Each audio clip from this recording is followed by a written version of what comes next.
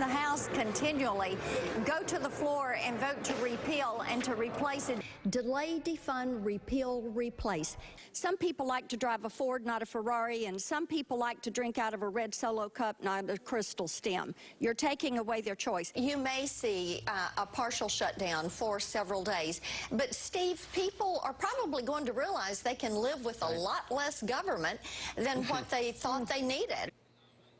Our next guest is a Republican House member who has been front and center on health care and the shutdown and just about every other area this year where Republicans have visibly and sometimes stridently opposed President Obama's agenda. Joining us now is Republican Congressman Marsha Blackburn of Tennessee. Welcome. Thank you. Good to be with you. Great. Let's start with how you guys are doing. What would you give as a grade to this first session of Congress? Oh, my goodness. I think the American people have spoken on that. They're tired of the dysfunction of Washington, and what they want to see is some action on some issues. And all the polling that is out today, I think, tells a pretty good story, Ari.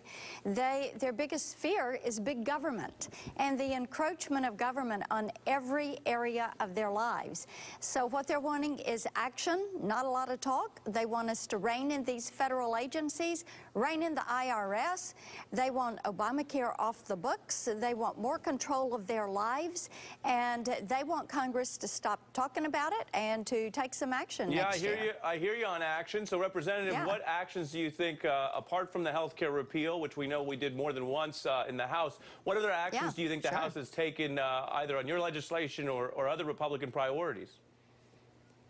Yes, some of the things we have done at Energy and Commerce Committee and our oversight has been dealing with the EPA and the overreach that is there. There's been such a concern from the way the EPA has gone about dealing with some of our small business manufacturers in this country, and we have done a tremendous amount of oversight there, working on the energy issue, pushing forward on that. You've had bipartisan support in the House, and by the way, we've had a lot of bipartisan support on issues in the House, and it seems that they go to the Senate, and Harry Reid just chooses not to take them up. Well, we want the Senate to work a little bit more. Sure. Well, I think people want all of Congress to work, but let's look at that statement you just made, because one of the things that's been pointed out, I'm sure you're aware, is that John Boehner does not hold a lot of votes, that this Congress not only hasn't held a lot of votes and passed a lot of laws, but even on Republican priorities doesn't seem to do that much. And we were looking at your bills. In this session, you've sponsored about 20 bills, according to the Library of Congress,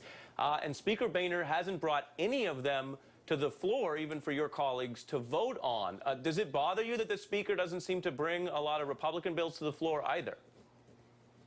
Well, we would love to see some more of those brought forward. I'll give you two. One is a cross-state line purchase of health insurance.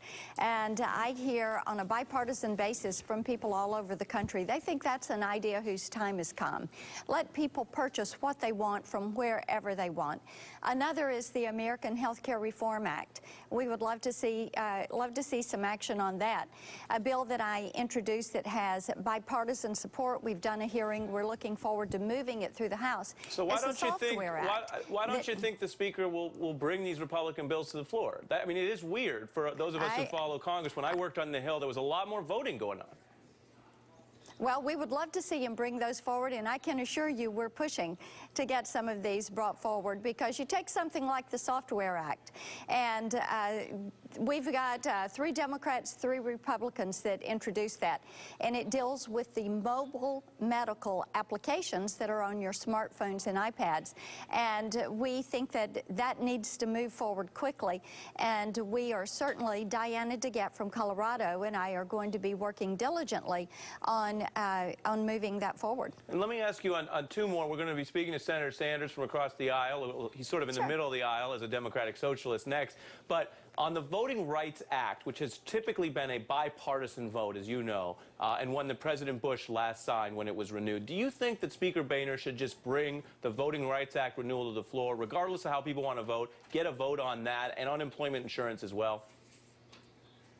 There are going to be so many issues that are going to come up, but I've got to tell you, the number one issue that people are telling us they want us to deal with is the jobs, the economy, the growth of government, the fact that we have this tremendous debt. Should he hold a vote, though, on the two that I mentioned? Should he hold a vote? We hear it everywhere we go. Should he hold a vote on those two? I am certain that he's going to... He'll make a priority list. We're pushing, and our constituents are pushing us to say, let's deal with jobs, let's deal with the economy, let's deal with the growth of the government. There are so many issues that are yet to come forward, and we want to see a very active House of Representatives in 2014 and get a lot of these off the books. All right. I don't think I got an answer to the last question, but maybe we'll do it next time. Congressman, thank you very much for your time. Appreciate it. Absolutely. Thank you. Absolutely. Now, we are continuing to follow the breaking